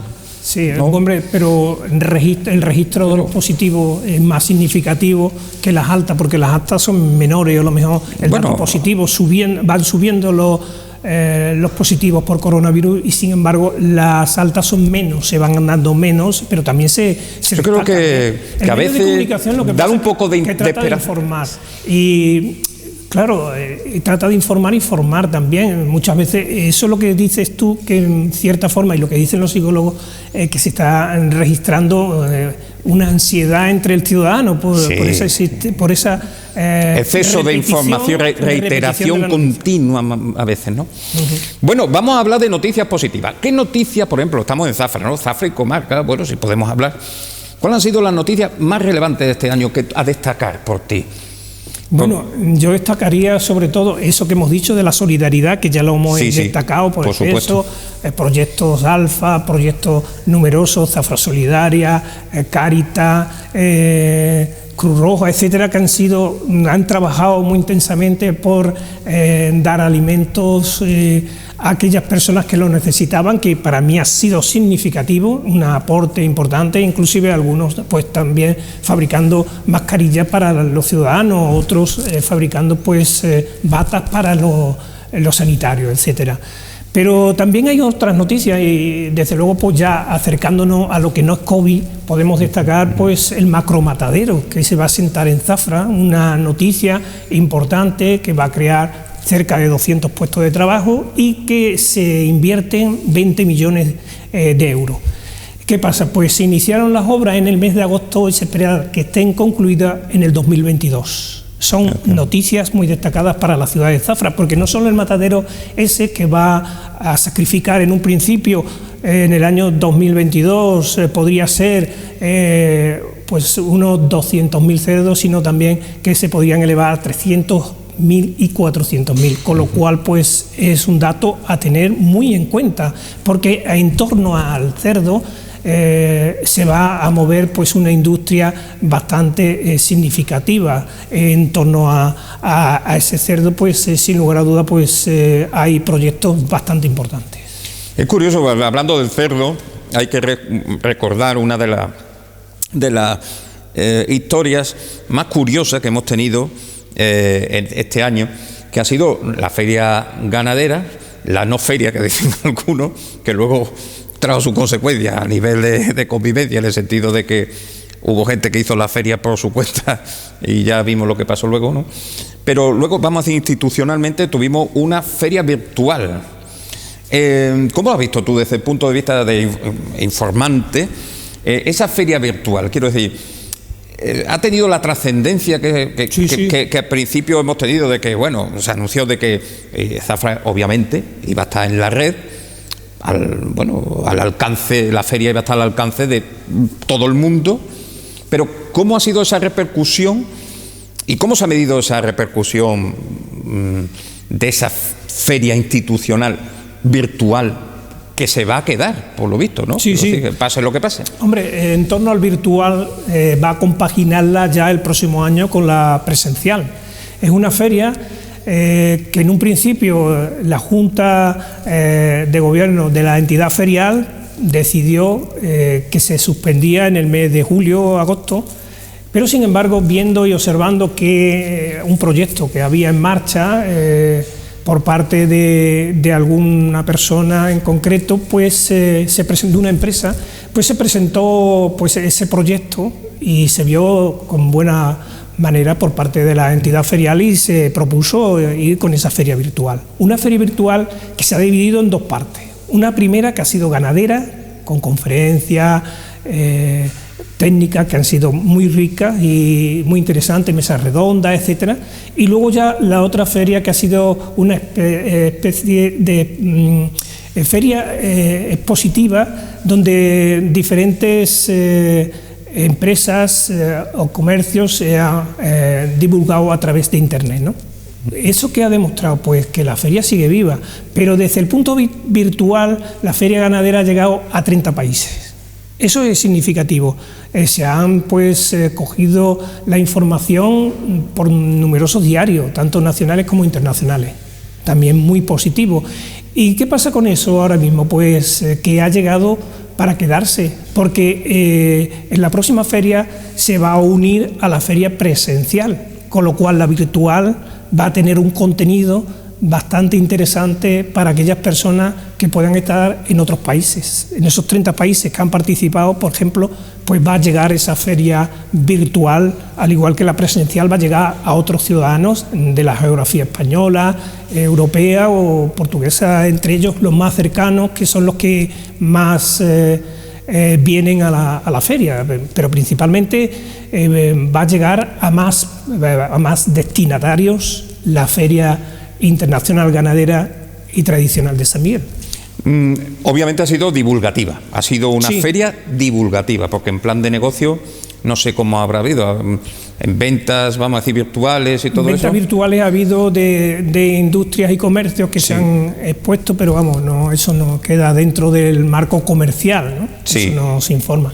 Pero sin embargo la feria ganadera ha sido pues importante porque se ha ofrecido información de todo el sector, del porcino, vino, vacuno, etcétera. Se ha dado un conocimiento destacado de el ovino, pues tuvo una programación extraordinaria, vamos, en general todos, con mesas redondas que han permitido sobre todo de tener un conocimiento mayor de lo que es el aspecto ganadero, lo que se trata en Zafra y también la calidad de las razas autóctonas que tenemos aquí en la geografía extremeña y nacional. Siempre se ha dicho que las ferias necesitan una modernización, ya tenemos el pabellón de cárnica ya construido y que con el tiempo todavía tenemos esos pabellones de la ovino y de cerdo que tienen, pues bueno, ya más de 50 años, ¿no? Fue de los años 60, finales de los 60, y que eso hay que modernizarlo, ¿no? Eso sería un buen paso para intentar, claro, eso hace falta mucho dinero. La gente apostaría por renovar casi todo, incluso se habló en un momento determinado de crear una fibra óptica para que incluso las subastas salieran a nivel general. Eso yo me acuerdo de haberlo leído, quedado en agua de borrajas. Todavía no se ha llegado, eso es lo que falta, que la feria pues tenga pues un sector virtual fuerte, que donde pues unas comunicaciones destacadas y que llegue a todos los ciudadanos y a todos los sectores. Por ejemplo, una comunicación entre cada pues industrial, que tenga cada expositor, pues tenga esa cercanía, como tú dices, esa fibra que sin lugar a dudas pues permitiría una comercialización mayor. Yo creo que sí, que tú llevas razón en ese sentido, en que hay que tener una feria mejor, una feria donde haya un revulsivo mayor. ¿Y qué digo con esto? La feria tiene que ser más internacional. Esa feria internacional que decimos muchas veces no está tan internacional. Quizás este año sí, por el Internet. Por los países de alcance que ha tenido divulgación. Pero sin embargo tiene que ser ese futuro, que sea una feria más internacional, que llegue a muchos más países, que esos países pues participen en la feria de Zafra, y que sería un revulsivo. Para eso necesita una mejora. Ya se ha mejorado un pabellón de cárnica que que es bastante interesante, pero sin embargo necesita la mejora de otros pabellones. Sí, hombre, lo de los animales. Espero que sea, ¿no? Los de los animales que son del sea. año 69, y, hombre, que han pasado Algunos ya... pabellones sí son sí, antiguos, otros son del 92. Que sí, se hizo, las dos etapas fuertes que ha tenido la feria fue 69 y 92. Sí, la feria regional del campo extremeño, el cambio de feria regional del campo extremeño. Pero que ya pasa mucho tiempo el 92, ¿no? Sí, el 92 ya ha pasado. 92 ha pasado, vamos a darle un... Ya tenemos un pabellón de calidad, pero necesitamos más pabellones, ¿no? Claro. Se ha hecho el pabellón constitucional, institucional, donde tienen pues a todas las empresas, tanto institucionales como ayuntamientos, etcétera. Ahí tienen un pabellón que está muy bien. Pero sí, lo que dices, habría que tener una mejora de los pabellones importantes que existen en el mundo ganadero. Hablando de infraestructura, ¿alguna noticia positiva? Este año hemos hablado del túnel, el famoso túnel, ¿no? El doble túnel, sí. Sí. Esto también otra de las buenas noticias de las comunicaciones aquí en Zafra, ¿no? Por lo menos del tránsito. Es cierto, porque eso era una demanda que tenían los ciudadanos, los industriales y mismamente los vecinos de la carretera de la estación. Era una demanda que ese túnel se hiciera, ¿no? Y pues se está haciendo este año, y sin lugar a dudas pues la inversión es 1 millón de euros aproximadamente. El doble túnel pues va a permitir una circulación de ida y de vuelta sin problemas como existía en el otro túnel, y la obra está a punto de culminar, está en fase de finalización. Si acaso pues si no termina este año ya es difícil, pero a principios de enero estará culminado lo que es el túnel. Esa es una de las importantes obras que se están acometiendo este año. Y también otra, tenemos la obra del hospital de San Miguel, el antiguo hospital de San Miguel, que se va a convertir en biblioteca y archivo. La inversión es 1,6 millones de euros y está de dulce, ha quedado maravilloso. Yo he entrado a verlo y lo he observado y me he quedado prendado de que tengamos ese edificio tan magnífico en la ciudad de Zafra. Esperemos que pronto lo podamos utilizar como biblioteca y archivo. Sí, hombre, que estamos hablando con Mario de la cultura es necesaria, es bien de primera necesidad. Y olvidada en Zafra se ha olvidado un poco la cultura y la actividad deportiva. Sí, la cultura y el deporte, quiero decir, yo entiendo que en muchos sitios, en otros pueblos, pues sí han desarrollado de alguna manera que haya más incentivos, pero sí aquí adolece esto de haber cerrado los teatros, la cultura, todo ese tipo de historias, pues parece que bueno, esperemos que vengan buenos tiempos para poder ver los teatros, poder ver absolutamente, bueno, y disfrutar del deporte, que es que la cultura y el deporte son bien de necesidad, y que esperemos, con el deseo 2021, que hombre, que se ponga un poco, se arregle un poquito este tema, que yo creo que que las autoridades competentes, si se ponen a hablar del tema, yo creo que pueden buscar soluciones para que la gente acceda a estas cosas, ¿no? Como se está haciendo en otras localidades, que siga habiendo teatro y siga habiendo deporte. Sí, yo estoy ahí contigo, debería de haber habido más actividad cultural y deportiva. Sí, sí. Las escuelas deportivas no están funcionando, muchas actividades. No, el teatro, los cines. El teatro cerrado. Y estamos comprobando de que la cultura es segura, quiero decir, separado, con aforo limitado, no claro, pasa nada, quiero decir, con todo el respeto a otros sitios y que entramos y a veces tenemos que comer y tomamos un café y quitarnos la mascarilla. En un teatro está todo el mundo con la mascarilla puesta, todo el tiempo, y se puede, ¿no? Sí, bueno, y tenemos ciudades cercanas que están desarrollando toda la actividad teatral, cultural y muchas veces deportiva. Tenemos ahí los Santos de Maimona, por decir una población, o Almendralejo, Fuente del Maestre, que sin lugar a dudas pues han sido ciudades que han estado desarrollando de aquí para atrás toda la actividad deportiva y cultural.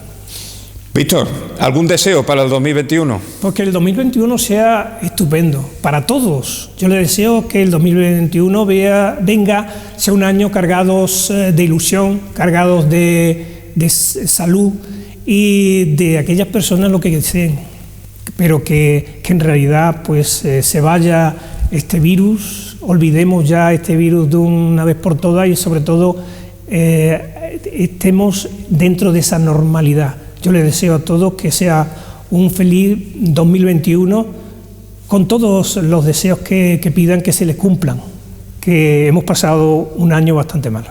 Pues nada, siempre la esperanza, siempre el que vayamos prosperando en todo y que las cosas se arreglen. Y nada, Víctor, encantado de que haya estado poniendo este momento de balance a este último programa de Aguardilla este año y que nos veamos en muchas más ocasiones. Queda una entrevista pendiente, para ti también, hombre, que hace tiempo que tú sí me has entrevistado a mí, pero yo no te he entrevistado a ti, así que para el 2021 tiene que caer esa entrevista. Bueno, pues caerá, pero yo deseo en nombre de todos mis compañeros, yo quiero luchar sobre todo por el periodismo.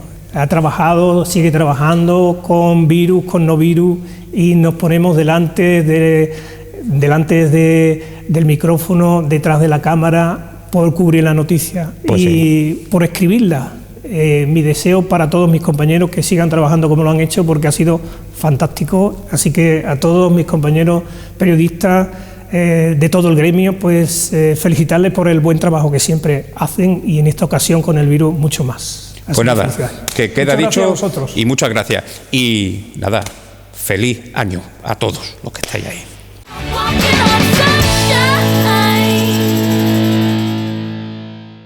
Hoy, la verdad, en esta entrevista que vamos a hacer para el programa La Guardilla, es una entrevista especial porque estoy con un amigo, un hombre entrañable, un hombre sabio para mí, lo tengo que decir, aunque a él no le guste que lo defina de esa manera, con Cayetano Soto, un hombre con una trayectoria impresionante en su vida, un hombre que además se puede decir que es, yo lo digo así, el que más sabe de toros y del mundo, y si no lo sabe, se preocupa por saber, un hombre, un investigador incansable, un hombre de una extensa cultura y un hombre muy querido aquí en Zafra. Cayetano, muy buenas, ¿qué tal estás? Buenas tardes, pues gracias a Dios bastante bien, con la satisfacción de estar con un buen amigo que tuve el gusto de conocerlo tras una charla que dio, una magnífica conferencia sobre los toros de Bravo, que es la ilusión mía de toda mi vida, y a raíz de eso me impactó esa conferencia y tuve el gusto de charlar con él y hacer comentarios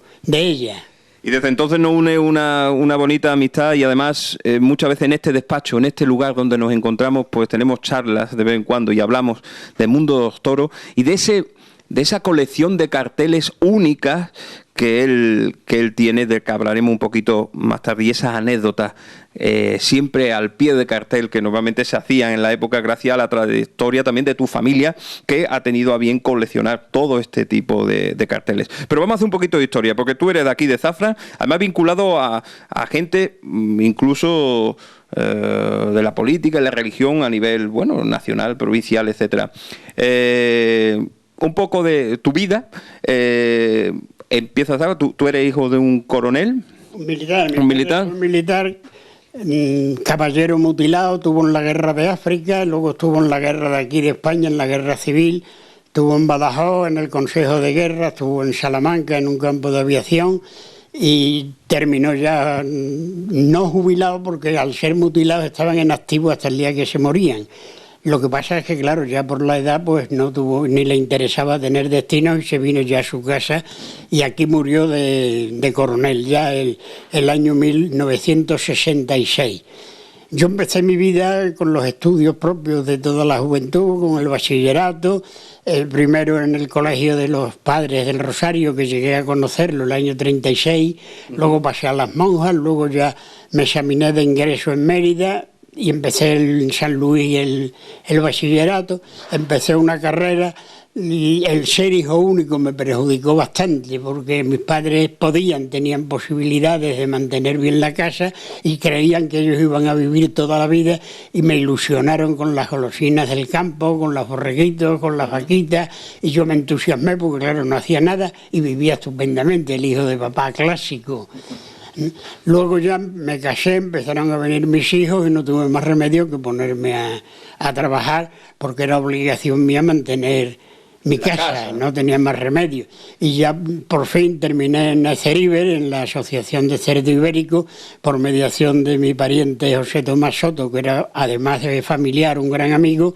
Trabajé mucho con Elena Diegue, la secretaria general, que hoy es la presidenta de la asociación, con don Alberto Liar Sausol, que fue un personaje político en los primeros años de la transición, y luego un gran amigo, porque además de ser mi jefe superior, era un entrañable amigo. Y ahí pasé ya el resto de mis años de trabajo hasta que en el año 1994, por la edad me jubilé y aquí me tiene Dios. O sea, aquí estoy esperando que Dios quiera disponer de mí para pasar a una vida mejor, probablemente, que la que tenemos. Eso dicen. Pero a ti te queda mucha cuerda para el rato. Además, sé que es un hombre incansable que sigue en las investigaciones, sobre todo del mundo de los toros, del que pasaremos a hablar. O sea, a ti, que te gusta tanto el mundo taurino, luego resulta que, bueno, el campo no te seducía demasiado en esos primeros momentos que empezabas a trabajar en el campo, ¿no? ¿O sí? No, no me te he entendido bien. A ti te gustan mucho los toros, el ganado. Me gustan los toros más que los toreros. O sea, soy más torista que torerista. Y claro, eso hoy es muy difícil porque vas perdiendo la afición, porque los toros han perdido principalmente la casta, que es lo principal que deben de tener los ganaderos. Antiguamente criaban los toros de otra manera completamente distinta, se hacían una selección que hoy no se hace, se desechaban, si tenían 50 toros a lo mejor desechaban 20, hoy si tienen 50 torean 60, que es lo malo, ¿no? Claro. Las grandes figuras, como puede ser ya de mi época, Luis Miguel Dominguín, Pepe Luis Vázquez, Manolete, Domingo Ortega, todos esos toreros de aquella época, Antonio Ordóñez, Pepe Luis Vázquez fue uno de los toreros que más toros de Miura toreó en Sevilla. Hoy las figuras vienen a torear los toritos, esos que ellos buscan, para poder lucirse de una manera grande a favor de lo que quiere hoy el público. Sin embargo, a nosotros nos gustaba el toro aquel que iba al caballo con galope, que iba con los toros que se toreaban en Zafra, de Pablo Romero, de Alba Serrada, que hoy son los vitorinos, y estos los toreaba Pepe Luis Vázquez, Luis Miguel Dominguín. Hoy, sin embargo, he dicho siempre que antes los toreros venían a las plazas a matar los toros que había comprado la empresa, y hoy las empresas se ven negros para encontrar los toros que quieren torear a los toritos. Eso ha hecho que la ganadería brava se descafeinee un poco, ¿no?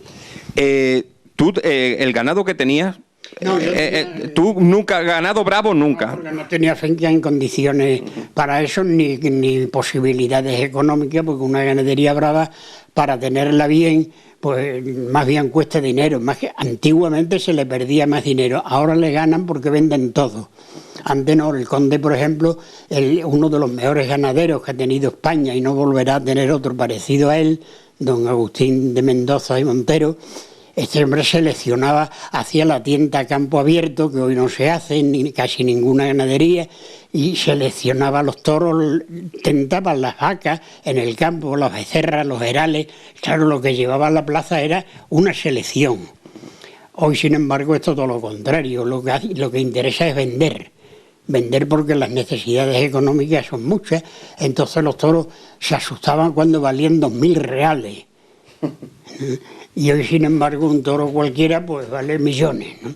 Esta es la diferencia. Ya los que somos mayores pues le vamos perdiendo un poco la ilusión, porque no es aquello de nuestra época.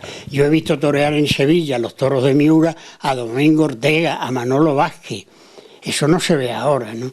Pepe Luis Vázquez toreó una cantidad de toros de Miura, y Manolete, antes de tomar la alternativa, se preparó de novillero matando corridas auténticas de Miura. Eso hoy no se ve, hoy le huyen a esas ganaderías, ¿no? La verdad es que es curioso en tu trayectoria, hay que decir que parientes tuyos también fueron el obispo Soto y Atanasio Morlesín, que era secretario de Cánovas del Castillo, eran familia vuestra. Morlesín era hijo de un peón caminero, se crió aquí en la calle Alfonso XII y salió listo, hizo una carrera de abogado, luego se hizo bibliotecario, y por suerte le tocó arreglar la biblioteca de Cánovas del Castillo. Pero hicieron tal amistad que Cánovas del Castillo ya decía que no era su secretario, que era su amigo. Es más, cuando hubo el atentado de Cánovas del Castillo, que lo mataron, este señor enfermó del corazón y con 40 y tantos años murió. Atanasio Morletín Soto. Morletín Soto, era primo hermano de mi abuelo. Y don Félix Soto Mancera, que era el obispo Soto, era hermano de mi abuelo Cayetano, claro, por lo tanto tío abuelo mío. Tú has estado vinculado también un poco al movimiento de religión, y vamos a decir, de Semana Santa, porque también la Cofradía del Silencio... Nosotros fundamos... Eres cofundador o fundador, ¿no? Fundador. El año 46 fundamos la Cofradía del Cristo del Silencio con la colaboración y la ayuda magnífica de los padres carmelitas, que yo sigo echándolos de menos porque cada vez que voy a algún acto a Santa Marina me da pena de ver lo que fue aquello con la comunidad de carmelitas y lo que es hoy. Otra cosa magnífica pero completamente distinta, ¿no? Se fundó la cofradía en el año 46, yo llegué, fue el hermano mayor Manolo Mendoza, un gran amigo nuestro también, que también murió muy joven, y luego quedé yo de hermano mayor, estuve unos años y ya pues también la edad me fue apartando un poco de esto. Es una triste, una casualidad triste que la mayoría de los fundadores, que éramos íntimos amigos, hayan fallecido casi todos, ¿no? Y Dios quiere que yo esté aquí todavía para poder seguir contando algunas de estas cosas. La verdad es que es apasionante la vida tuya y sobre todo de coleccionista taurino. Tú puedes decir que tienes la mejor colección. Aquí vemos que hay una serie de carteles taurinos fantásticos, antiguos.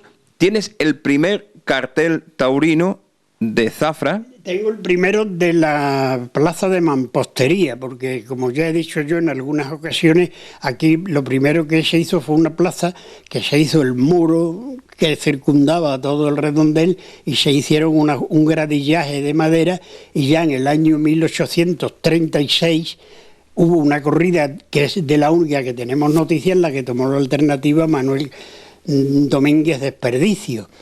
Luego esa plaza se fue desbaratando y ya mis antecesores, mis familiares, siendo alcalde de Zafra, un tatarabuelo mío que era Juan Manuel Rubio y Tomás de Vidaurreta, de los primeros cameranos que vinieron aquí, y un hijo suyo que era el mayor, don Melecio, mi tío bisabuelo,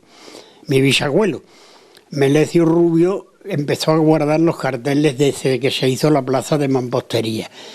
Esto lo fueron teniendo los Rubios, que es mi familia por la parte materna, hasta que murió el último, que fue mi tío Faustino Rubio Martínez, y me la dieron a mí para que siguiera con ella. Yo desde el año 47 la tengo y cada día tengo más orgullo de tenerla y de poderla seguir manteniendo, con la gran esperanza de que a mis hijos, que también les gustan bastante los toros, la sigan teniendo hasta que Dios quiera, que esto no sabemos lo que pasará en lo sucesivo, ¿no? Es curioso porque estaríamos, y además yo creo para todos los espectadores que les interesa, más adelante haremos, si tiene a bien, una segunda parte, porque sería muy interesante de este tipo de entrevistas, porque es fascinante.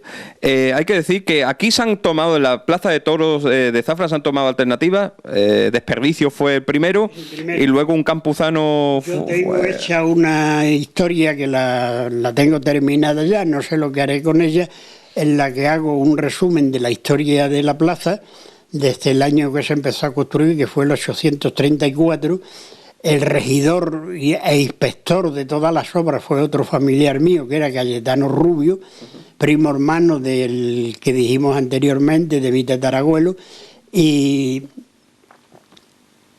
se tomó la alternativa este señor, este novillero, y luego tomó la alternativa el Manolo Campuzano, el hermano con José Antonio y Tomás, de padrino y testigo, y tomó la alternativa Antonio Muñoz, nuestro paisano torero, en el que tuvimos unas esperanzas grandes porque tenía muy buenas cualidades, pero que toreó unas cuantas de corridas y se apagó, no sé, él sabrá sus motivos, ¿no? Luego tengo hecha también la relación de las corridas que se han suspendido, porque claro, una cosa es que se hayan celebrado 580 espectáculos taurinos en Zafra, y otra es que se hayan hecho esos carteles, pero ha habido 16 que no se han celebrado, porque fueron suspendidas por lluvia o porque no vino algún torero, una corrida que tenía Guerrita, él solo, los 6 toros, y no se presentó, tuvieron que suspender la corrida. Luego tengo también las corridas concurso, que detalladas una por una, que el empresario don Raúl Recuero López, del que yo tengo un grato recuerdo porque fue uno de los mejores empresarios que yo he visto en la plaza, sobre todo en traer toros de cuajo, de trapío, dio unas corridas concurso que fueron dignas de una plaza de primera, como fue por ejemplo la del año 1980, en la que yo tuve la suerte, el honor de ser miembro del jurado para calificar los toros, invitado por este señor, en la que Ruiz Miguel, Tomás Campuzano y Luis Reina lidiaron 6 toros que se le pudo haber dado el premio a los 6, porque los 6 fueron buenísimos. Lo que pasa es que hubo que destacar al mejor de ellos, que fue el de Benítez Cubero. Luego hubo otra corrida de concurso que fue maravillosa, toreada por los 2 hermanos campuzanos, José Antonio y Tomás, que también fue algo extraordinario. En esa corrida no vimos actuar a los subalternos, a los toreros de plata, nada más que para poner banderilla. Toda la lidia le hicieron los 2 matadores. Eso al que le gustan los toros no se puede olvidar, como no se pueden olvidar las faenas que han hecho en Zafra toreros de la categoría de Enrique Ponce, de Finito de Córdoba, Morante de la Puebla, José Tomás, últimamente el Juli, en fin, y sobre todo la corrida que toreó Antonio Ferrera como único espada el año 1992, en la que salieron 6 toros de Zalduendo muy buenos, y se indultó un toro, el único que hasta ahora se ha indultado en la plaza de Zafra. En el 92, con Ferrera. 92. Y la corrida la toreó Antonio Ferrera en solitario. El toro fue bastante bueno. Yo si hubiera sido el presidente de un jurado especial para eso, no lo hubiera indultado, porque el toro al caballo fue nada más que una vez sin mucho entusiasmo. Hay que decir que Ferrera también se encerró hace poco, hace 4 años también se encerró solo, también con un gran éxito en la Plaza de Toros de aquí de Zafra. Ese año, el año 1902. No, 1902. O sea, no, 2002, por eso, exactamente, porque yo... Que precisamente además fue el último año que yo fui a los toros, porque yo con el problema de artrosis que tengo en las piernas, la plaza es muy incómoda. Uno de los miembros de la directiva de la Mancomunidad, don Matías Ramos, que es un íntimo amigo, tuvo la amabilidad de invitarme al callejón, al palco que tiene la Mancomunidad, y pude ver perfectamente allí la corrida ese año. Luego ya he desistido y ya no voy. Hay que decir que muchas anécdotas en el mundo, porque en los carteles siempre viene una serie de reseñas.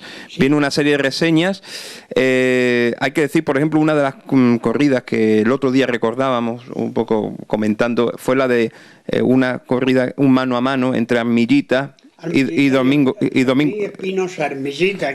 Ortega. Y Domingo Ortega torearon una corrida de la viuda de Soler, que era un cruce con el conde de la Corte, y salieron magníficos los toros. Los antepasados míos, mi padre incluso se acuerda perfectamente se acordaba de ella. ¿Cuánto se cortó ahí? Porque ahí fue... En esa corrida se cortaron 12 orejas, 6 rabos y 5 patas. Esto lo ha dicho... Esto lo ha dicho Armillita en una entrevista que le hicieron al poco tiempo en Sevilla. Y le preguntaron que si se acordaba él de la mejor faena que había hecho en su vida en España. Y dijo, no se me puede olvidar, porque fue en Sevilla, en la Real Maestranza, a un toro manso al que habían fogueado. Le hizo una faena de ensueño. Pero no se me olvida tampoco la gran corrida que toreamos en Zafra, Domingo Ortega y yo, en un mano a mano. Increíble, que además me comentaba que además se compró Domingo Ortega un coche, un coche aquí al torero, ¿no? Ese año en la Plaza de España me cuentan, los mayores me han contado que había una exposición de coches que, por lo visto, luego hablando yo con mi buen amigo Paco Croce, hemos llegado a la conclusión de que fue su padre, que era el concesionario de la Casa Ford, el que puso la exposición. Y uno de esos coches tenía un letrero que decía, adquirido por Domingo Ortega en 12.000 pesetas, igual que hoy. Es increíble. Hay muchas anécdotas y por motivo de tiempo, aunque dedicaremos una nueva entrevista más adelante porque sería muy increíble, pues hay algunas anécdotas muy curiosas, sobre todo porque has conocido a gente del mundo del toro. Hay una persona que también pues se decía que nunca se había toreado miuras en Zafra. y tuviste oportunidad de hablar con don Eduardo Miura y subsanarle ese error que en principio... ¿Cómo fue la historia? Esto fue el empresario actual de la plaza, don José Cutiño, que es muy buen amigo y un buen empresario, porque ha sido el que ha levantado un poco la categoría, el prestigio de nuestra plaza, que lo tiene desde que empezó al principio, pero que luego hubo unos años más muertos con empresarios de menos ilusiones y se dieron corridas más flojas, se anunciaban carteles que luego no venían, en fin, pero... Suele pasar. El amigo Cutiño pues consiguió levantar.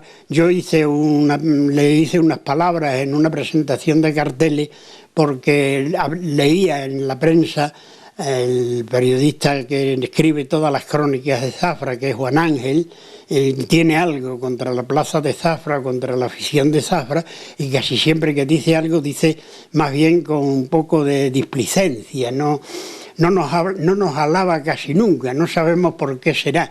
Este hombre decía en la prensa, requiem por la plaza de toros de Zafra.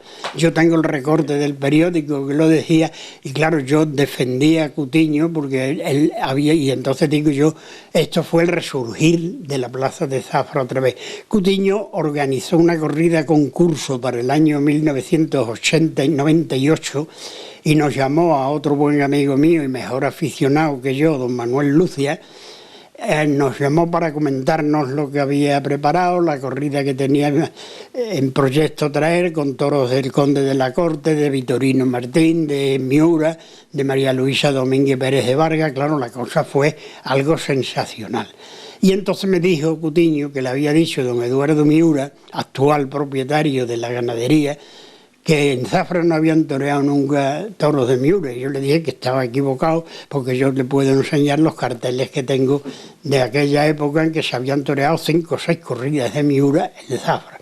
La primera fue el año 1848, en la que se torearon 3 corridas, como era costumbre entonces, seguidas en el mes de agosto, y eran 3 corridas de 3 ganaderías distintas, matadas con el mismo espada las tres corridas. O sea que el mismo espada mataba a los 18 toros en 3 días en Zafra. Y ese cartel lo tengo yo aquí en el despachito mío, y abajo tiene una inscripción muy curiosa de mis antepasados que dice: los toros de don Juan Miura fueron bastante regulares, murieron 41 caballos. Yo me imagino que los 41 caballos morirían las 3 tardes, pero aun suponiendo que sea así, está bien, porque sale a cerca de 15 caballos por tarde, ¿no? Y entonces yo este cartel le hice una fotocopia y se la mandé a don Eduardo Miura. Me contestó muy amablemente que le había encantado y me pedía que si lo podría hacer en color, en el color auténtico del cartel, para conservarlo en su casa, que tienen, como casi todos los ganaderos, un verdadero museo. Y entonces se la hice en color, se la mandé, me lo agradeció muchísimo, y ahí quedó la cosa, ¿no? Increíble, estamos hablando de 15 caballos por tarde. Entonces hasta los años 20 no se empezó a poner el peto, vamos a decir, el año 27 me parece. Fue Primo de Rivera, que por cierto en el año 26 presidió una corrida en Zafra, en un palco de honor, cuando vino a hacerle una visita a la feria de San Miguel, invitado por su gran amigo y paisano nuestro, el señor Márquez de Solanda. Vio la feria de San Miguel y se quedó por la tarde a ver la corrida de toros. La verdad es que, bueno, en el año 27, 26, 27 empezaron a ponerse los petos, y fijaros lo que era la historia de caballos que estos toros, pues prácticamente, morían en la plaza. En mi familia hay una cabeza disecada que era de mi abuelo, y la tiene hoy un familiar mío, un sobrino mío, Claudio González Gerada. Y esta cabeza fue una corrida que toreó Machaquito y Lagartijo, mano a mano, aquí en Zafra, el año 900 y pico. Y pone una inscripción debajo, dice: Toro Junquero, de la ganadería de Villamarta, lidiado en la plaza de Zafra el 15 de agosto del 1905. Tomó 15 varas y mató 5 caballos. Y después de esta pelea llegó ciego a la muerte, que se le dio Lagartijo de una estocada y media. ¿Cómo puedes tener tanta memoria? Me estoy preguntando ahora mismo, porque es que tiene una memoria prodigiosa, es que realmente saber las fechas, saber lo que ocurrió, saber... bueno, supongo que hay que decir, antes de nada, que ¿cuántos carteles en total tiene en la colección? Unos 600. 600 carteles taurinos. O sea, aquí están quizás en este despacho los más representativos. Son verdaderas joyas los carteles. El único defecto que tiene es que es un papel antiguo de una menor calidad al actual. Y claro, de tantísimo tiempo algunos están un poco, no estropeados, sino rajados de las dobleces, porque cometieron la torpeza mis antepasados, aparte de la gran obra que hicieron, fue doblarlos. Y estos carteles debían de haber sido enrollados. Y entonces se hubieran conservado muchísimo mejor. Estos que yo tengo aquí los llevé a una exposición que se hizo en el pabellón Banesto el año 92, me parece que fue en 1992, que se celebró el primer simposio del toro de Lidia, ¿no? También tuve la suerte en esa exposición que la estuvieron viendo personajes como fue Pedro Domé, Juan Pedro Domé, el ganadero, que la alabó muchísimo, y nuestro paisano también, don Filiberto Mira, que es un crítico taurino natural de aquí de Olivenza, en la que vio un cartel que le llamó también la atención, y le tuve que hacer también una fotocopia de una corrida de su abuelo, que tenía una ganadería en Olivenza. Por cierto, al decir esto me acuerdo que haciendo yo una relación de todos los toreros que habían muerto en el ejercicio de su profesión, que la tengo con cerca de 200 toreros, me encontré uno de aquí de Zafra, que el año 1800 y pico murió en la plaza de Alburquerque con una cogida de un toro de don Filiberto Mira. De este hombre no sabe nadie nada, era un banderillero, sería un humilde banderillero, me imagino yo. Y fue también otra casualidad que me gustó, porque claro, lo mismo que me gusta hablar de Gallito de Zafra, de Ricardo Murillo, que en plan de rejoneador también dio sus buenas tardes, de Ángel Nava podríamos decir muchísimas cosas. Yo tengo una anécdota curiosísima, que fue que en mi casa me encontré yo un recorte de un periódico antiguo de cuando él toreaba. Él era en América, hizo unas campañas extraordinarias y venía ahí con letras muy grandes, gravísima cornada de Gallito de Zafra en Bogotá. Entonces la leí, le habían dado la extrema opción porque la cornada fue de muerte, y yo lo guardé. Y como este venía todas las ferias a Zafra a ver la feria, pues me lo eché un día al bolsillo y se lo di. Claro, él ni me conocía ni nada, yo le dije de quién era hijo, a mi padre sí lo conocía porque eran de la misma época de muchachos, y me dijo con lágrimas en los ojos, a mí eso no se me puede olvidar: tú no sabes cómo me emociona que los jóvenes de Zafra se acuerden de su gallito. Gallito de Zafra. De Gallito de Zafra, claro, Gallito de Zafra, lo mismo que el conde de la corte, pues fueron dos personajes que recorrieron el mundo, España, América y Francia, con el nombre de Zafra, a costa de uno con su clase de ganadería, que era maravillosa, y el otro regando las plazas con su sangre. La verdad es que es increíble ese testimonio realmente del mundo taurino. Tenemos muy poco tiempo, pero vamos a emplazar, si te parece, porque de aquí, desde las cámaras, a mí me gustaría tener una segunda parte contigo. ¿Qué te parece? Para hablar de otros temas taurinos. Si ya no hay nada que hablar. Hay muchas cosas que hablar y tendremos que hablarlo. Y la verdad, es fantástico porque además tiene una memoria. El otro día comentábamos, se acuerda además, ¿te acuerdas además del traje que lleva cada torero que viene aquí en Zafra? No todo, pero me acuerdo de muchos. De muchos toreros que vinieron, ¿te acuerdas? Realmente hasta, bueno, el traje que llevó Paquirri, por ejemplo, la primera corrida aquí, ¿no? Sí, pero me acuerdo de mucho antes, de Paquito Casado, el año 40, que fue la primera corrida que yo vi, que toreó Chicuelo con un traje celeste y oro, y Paquito Casado con un traje, creo que marrón o una cosa así, con unos adornos un poco que a mí me llamaron la atención, porque eran unos cuadritos o unos rombos, que yo se lo dije en cierta ocasión a él y me dijo efectivamente que el traje lo tenía. Ahora, que lo hubiera traído a Zafra no se acordaba. En esa corrida, que fue la primera que yo vi con 11 años, me acuerdo perfectamente que el primer toro salió a galope. Los toros eran de Parlavés, salió a galope y sin pararse atravesó la plaza y chocó con un burladero que hay frente a la antigua puerta de Cuadrilla, que es por donde hoy salen a hombros los toreros, y se rompió un cuerno por la cepa. El toro se siguió toreando porque entonces se cumplían los reglamentos de otra manera que hoy. Los toros hoy se echan al corral por cualquier tontería y entonces el toro que se dañaba en la plaza había que lidiarlo. El toro que se echaba era el que salía con defecto. Hasta el final. Muchas cosas que podríamos hablar. Él realmente es un hombre que sabe muchísimo de toros, sabe muchísimo de lo que ha sido la historia de Zafra también, vinculado a los toros y fuera de esa vinculación taurina. Realmente vamos a emplazarnos para una siguiente entrevista para hablar desde este lugar, pues de tantas historias del mundo del toro. Yo no sé negarme, y menos a un amigo, pero me parece que con lo que hemos dicho ya sobra. Yo no quiero protagonismo, yo no tengo ya edad ni me gusta que me señalen con el dedo. Yo me gustan hacer todas estas cosas. Tengo bastantes artículos, bastantes cosas y las tengo guardadas. Yo no busco publicidad ni lucro. No.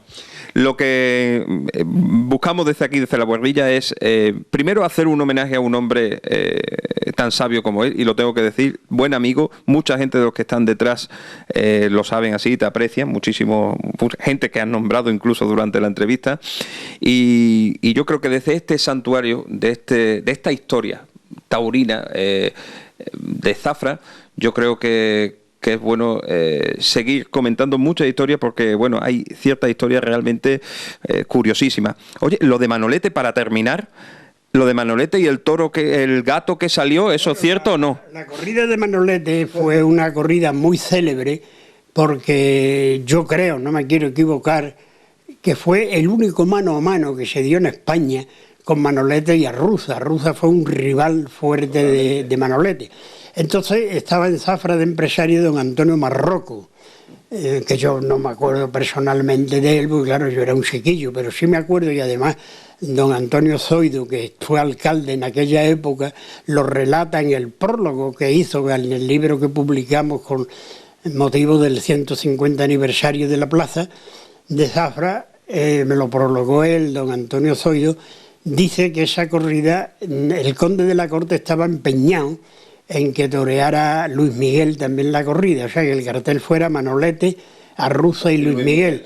Pero Marroco y el alcalde, nuestro amigo Antonio Zoido, consiguieron que fuera solamente el mano a mano. Esta corrida empezó con 6 toros de Villamarta, no me acuerdo muy bien cómo eran, pero debieron de ser bastante difíciles, y el Manolete no había tenido suerte en los 2 primeros toros.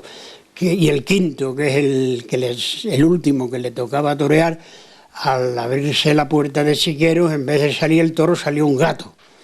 Entonces hay aficionados que recuerdan que el gato era negro, yo no me acuerdo exactamente, pero este que he citado antes, don Filiberto Mira, dice salió un gato berrendón rojo, berrendón colorado, ¿no?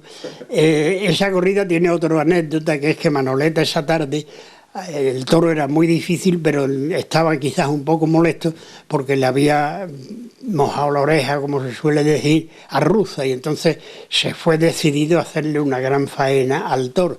Y su apoderado, camarada, desde el callejón le dijo: Manolo, sé breve porque el toro no guarda las condiciones que tú te crees.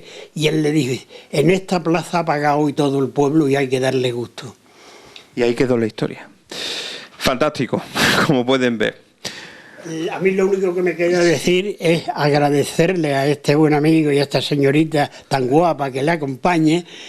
Un saludo para Belén, hombre, que siempre está detrás de la cama, pero a Belén y a Cinta, que son las responsables de que esto salga. Para mí es una gran satisfacción poder aportar mi granito de arena en beneficio del mundo de los toros, porque no hay nada más alucinante que cada uno exprese lo que sabe y lo que siente o lo que puede en beneficio de nuestra fiesta nacional.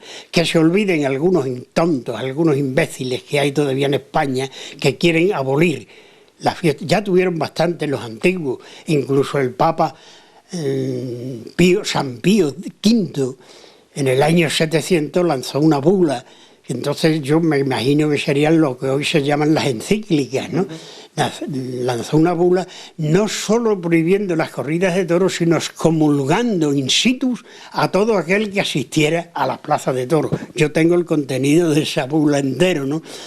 Felipe V, sí. Felipe VI, todo, hasta que la segunda vez que volvió a reinar por la prematura muerte de su hijo Carlos Luis I, entonces ya cedió un poquito y se empezaron a dar las corridas en su honor, y todos los reyes daban corridas para celebrar sus fiestas y demás, hasta que llegó el rey Fernando VII, que fue el que hizo la Constitución, juró la Constitución de Cádiz, y es cuando en Zafra se celebraron las 3 primeras corridas en la Plaza Grande. Además, si alguien pasa, se ha descubierto una cosita, que son como, por donde está la heladería Valenciano, como 2 huecos por donde se cerraba la calle Sevilla, la Plaza Grande, para que no se saltaran los toros. Al lado de la heladería del Valenciano, y en la calle Pastelero, me parece que también lo hay, en Santa Catalina, en las piedras de granito, hay hecho unos taladros, que es donde ponían unos maderos para que no... Y la gente veía las corridas desde los balcones desde las casas. Desde los balcones de la plaza, ¿no? Interesantísimo. Nos tenemos que marchar. Yo ya te digo que... Cayetano... Tendremos que volver otra vez y ya nos sentaremos aquí a hablar de muchas historias de toros y volveremos otra vez porque mucha gente estará deseando. Muchísimas gracias por tu atención. Gracias a vosotros. Y nada, Salud, que tiene muchas cosas para contar con esa pasión y esa sabiduría. Eso sí, eso sí. Otras cosas no me preocupan, pero las mujeres y los toros han sido mi debilidad toda la vida. Por supuesto, claro que sí. Encantado.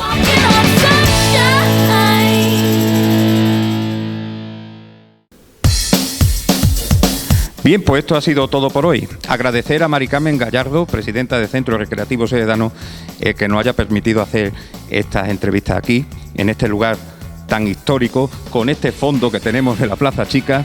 Y nada, espero que hayan disfrutado con Mario Peloche, con Víctor Pavón en ese balance del año y con Cayetano Soto, la entrevista del recuerdo. Hasta la próxima semana y feliz entrada de año, que esperemos que sea mucho, mucho mejor que este. Chao.